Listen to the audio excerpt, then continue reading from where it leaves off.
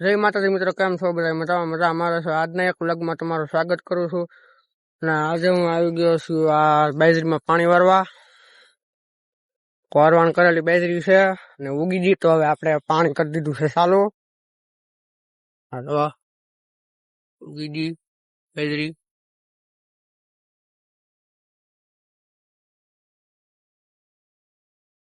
આમાં બાજરી છે.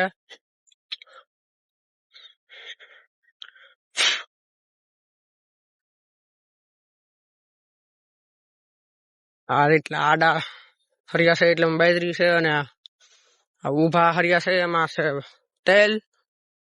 એને પણ આપણે પાવાના છે. ને આપણે આ બાજરી થોડીક સાટવાની છે, થોડીક વીધી સીટે, એટલે તો હું પેલા બાજરી સાટી દઉં અને પછી પાછા મળું. તો મિત્રો બાજરી છટાઈ ગઈ છે, અને આ જુઓ 3 હરિયા પીધા ને એટલી બાજરી સાટી દીધી. હજી 3 હરિયા પૂરા પીધા નથી. બધી બાજરી છટાઈ ગઈ અને બસ હવે આપણે હાવ નહીં. બીજા દિવસના ગુડ મોર્નિંગ મિત્રો. હું કાલે વાતો છો બાજરીમાં પાણી, અને બાજરી તો પી જ ગઈ, અને હવે તેલમાં મરડી લીધું, પણ તેલમાં બેન વારે છે પાણી. અને હું આવ્યો છું જો આ ડુંગળીમાં પાણી વારવા. આ છે આપણી ડુંગળી.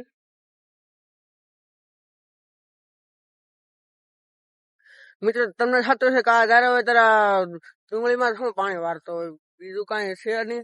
તો મિત્રો આ ઘઉં છે, પણ ઘઉં પાણી પાઈ તો પવનના પડી જાય, એટલે આ ડુંગળીમાં આપણે પાણી વારીએ. અને પછી ડુંગળીમાં પાણી વારવાનું કારણ એક બીજું હજી પણ છે.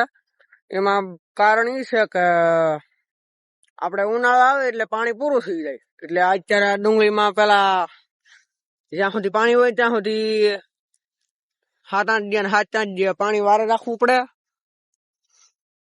તો ડુંગળીનો ગાંઠિયો થાય. ને ડુંગળીનો ગાંઠિયો થતો નથી. અને પછી પાછો ઉનાળો આવે એટલે પાણી પૂરું થઈ જાય, પછી ડુંગળી પાકે નહીં, એટલે પાણીનું ચાલુ રાખવું પડે. અત્યારે હજી લગભગ 6 દિવસ થયા છે ત્યાં મેં પાણી વાર્યું છું, અને આજે પાછું ચાલુ કરી દીધું.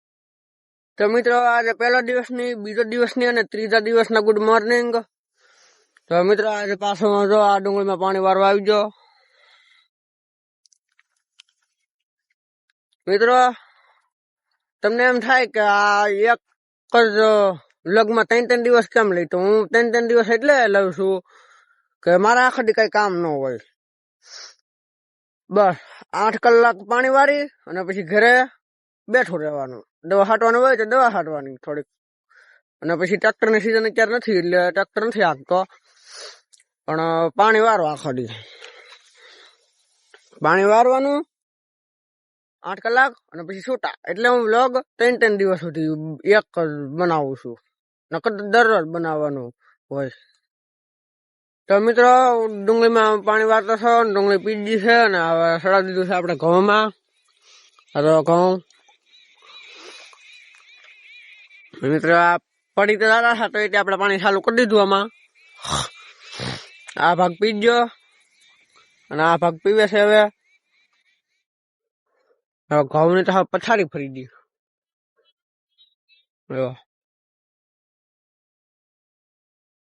એક સહેલું પાણી પાવું પડે એમ છે, એટલે પાઈ દઈ.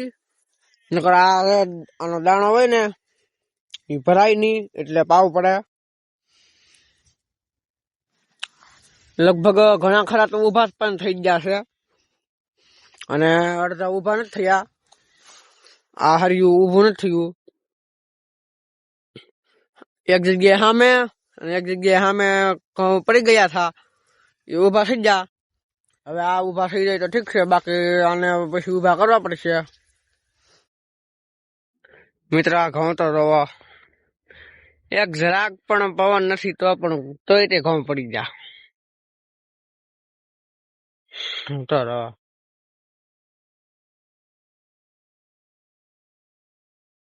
મિત્રો હવે લાઈટ ઉડી છે, 3:30 થઈ જાય એટલે લાઈટ ઉડી. અને બસ આજનો વ્લોગ આપણે અહીંયા પૂરો કરી દઈએ.